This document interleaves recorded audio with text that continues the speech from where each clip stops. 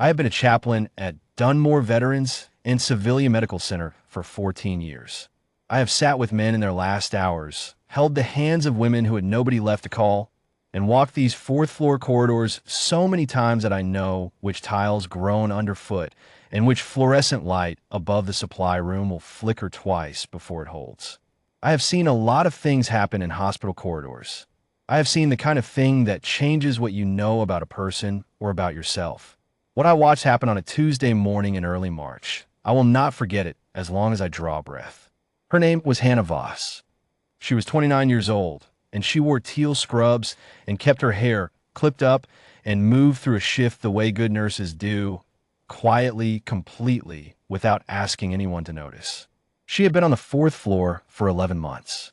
I knew her the way you know a colleague you respect, but haven't had cause to sit down with a nod in the corridor, a word about a patient, the kind of trust that builds without ceremony. She was good at her job. I don't mean adequate. I mean the kind of good where the ward runs better when she's on it.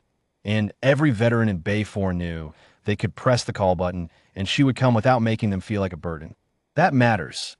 On the fourth floor, at Dunmore, it matters more than almost anything. Merritt Ogle arrived at 7:40 in the morning, carrying a clipboard and a frown he had probably been perfecting for 30 years. He was the regional compliance officer, not a medical man, not a veteran, just a man in a gray suit with a laminated badge clipped to his breast pocket and the authority to make a hospital administrator uncomfortable. He had been conducting a routine audit for 3 days, and that morning he had found something he wanted to use. I was standing in the doorway of the small room we use as a chapel when I heard his voice carried down the corridor. I did not have to move to see the nurse's station. Ogle was holding a printed sheet, some kind of time log I understood later, and he was speaking in the clipped, efficient way of a man who has delivered bad news so many times it no longer costs him anything. Nurse Voss, I need your badge. The corridor was not loud. It became quieter. She was at the station counter, writing in a chart. She set her pen down. She looked at him the way she looked at most things, without alarm, without any visible movement toward him or away. Just a level, waiting look. Ogle explained it in 4 sentences. She had twice remained on the ward past the end of her documented shift without authorization. She had, on one of those occasions, returned the following morning outside scheduled hours to handle paperwork for a deceased patient, a veteran named Earl Coombs who had died, without family present at 3 in the morning. Both incidents constituted unauthorized protocol deviations. He had spoken to the administrator. Her employment was being suspended pending review, which, in compliance language, meant terminated. Your badge, please, he said. She unclipped it from the lanyard. She set it on the counter. There was no argument from her. No voice raised. No demand to speak to someone else. She said, very quietly, "Give me 5 minutes to say goodbye to my patients." And Ogle glanced at his clipboard and said that wasn't necessary, that staff would manage the transition, and she was welcome to collect her personal belongings from the locker room. I watched her walk down that corridor with her head up and her hands at her sides, and I felt something cold settle in my chest that I recognized as shame, my own, for standing in a doorway and saying nothing. What I didn't know then, what none of us knew, was that CSM Doyle Renfrew had been watching from the door of the VA overflow bay at the far end of the floor. He had been admitted 2 days before with a respiratory infection. Nothing dangerous, the kind of thing that lands a 64-year-old man in a hospital bed for observation when his doctor is cautious. He was a big man, broad across the shoulders, even in a hospital gown, with hands that looked like they had been used hard for a long time. He'd been polite to the staff and mostly quiet, which is the way certain veterans are, not unfriendly, just accustomed to keeping their own counsel. The evening before, I pieced this together afterward from what Renfrew told me himself. Hannah Voss had leaned across the nurse's station counter to pull a chart from the rack on his side of the divider, and her lanyard had swung free for a moment. On the lanyard clip, alongside her hospital ID, there was a small rectangular plate, maybe an inch long, brass, hand-stamped with 4 digits. 3-4-7-2. She tucked it back inside her scrub top before it could catch the light for more than a second. She didn't notice him noticing, but Renfrew noticed. He knew that number the way he knew his own name. 34.72. The megahertz frequency of the tactical radio net running through the counter-forward surgical team on the night of March 9th, 3 years ago, when an indirect fire event wounded the FST surgeon during a 6-patient mass casualty event, and a 26-year-old first lieutenant ran solo triage for 4 hours and 17 minutes with no physician in the tent and 6 men whose lives were the math she was doing in her head. Renfrew had been number 3 on her triage table that night. He had been conscious for parts of it. He remembered a young woman's voice telling him to stay with her in a tone that did not allow for argument, and her hands working and the radio net crackling. 34.72, and the particular silence of surgical tent when everyone present understands that one person is holding the whole thing together. He had not known her name until he saw her ID badge swing free on that lanyard. He had not known she was the same person until he saw that plate. At 7:41 in the morning, while Hannah Voss was in the locker room collecting a water bottle and a framed photograph and a book she kept in her locker for slow nights, Doyle Renfrew made a phone call from his hospital bed. He had a short list of numbers memorized that he had never deleted from his phone and never would. He called the first one. By 8:15, for men were already driving.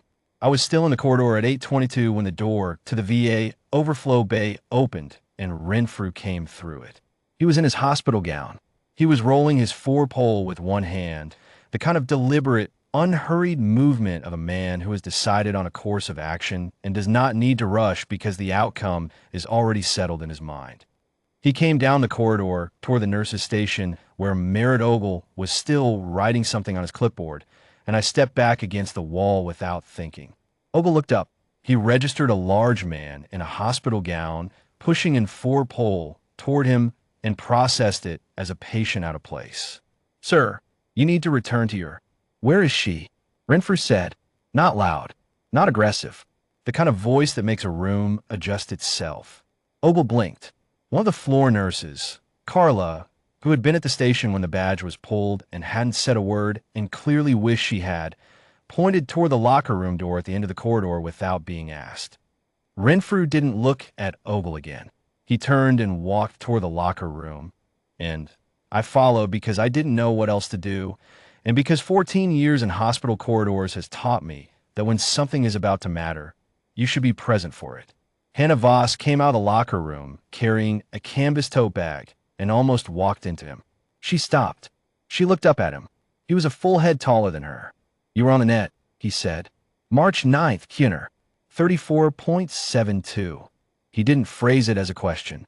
Something moved across her face that I could not name exactly. It wasn't surprise. It was more like recognition of a door she had not expected to open. She said yes. "You kept 6 men alive that night," he said. "One of them was me." She said nothing. She held his gaze and said nothing, and her hands were still. "I've been trying to find you for 2 years," Renfrew said. "I knew the call sign. I didn't have a name. I saw the plate on your lanyard last night." He looked at her for a moment. "I made some calls this morning." From behind him, down the long 4th-floor corridor, I heard the sound of the stairwell door opening. I looked past Renfrew's shoulder. 5 men were coming down the corridor. 2 of them were in civilian clothes. They had driven through the night. One was in a set of VA-issue patient clothes that looked like he had borrowed them from an orderly downstairs. 2 were in their own clothes, rumpled from the road. They were different ages, different builds, but they were moving with the same unhurried, deliberate purpose as Renfrew, and when they reached us, they stopped and formed a line. 6 men, standing in a hospital corridor at 8:24 in the morning. Renfrew turned back to face Hannah Voss. He straightened. With his 4-pole in his left hand, he brought his right hand up in a full, held salute. Behind him, one by one, the other 5 did the same. I heard Ogle make a sound somewhere behind me. I did not look at him. I couldn't take my eyes off what was in front of me. She stood there in her civilian clothes with a canvas tote bag over one shoulder, and she did not cry, and she did not look away. She looked at each of them in turn, all 6 faces, and something settled in her posture that I can only describe as a weight being set down after a very long time of carrying it. She brought her own hand up briefly, a gesture of acknowledgement, not performance. Then she dropped it. I didn't know any of you made it, she said. Her voice was steady. I never got a report. All six, Renfrew said. He lowered his salute. All six. I became aware that Merritt Ogle was standing at the far end of the corridor. He was holding Hannah Voss's badge. He had not moved. The hospital administrator, a man named Clifton Bear who had been summoned from his office by the floor charge nurse the moment Renfrew started walking, arrived at the far end of the corridor 30 seconds later and took the badge from Ogle's hand without a word. He walked the length of the corridor past the six men who were now just standing there in a line, and he held the badge out to Hannah Voss. I'd like you to come back, he said. She looked at the badge. She took it. She clipped it back on her lanyard, next to the brass plate. I watched Ogle turn and walk toward the elevator. He did not say anything. There was nothing for him to say. The truth had already filled the corridor, and there was no room in it for him.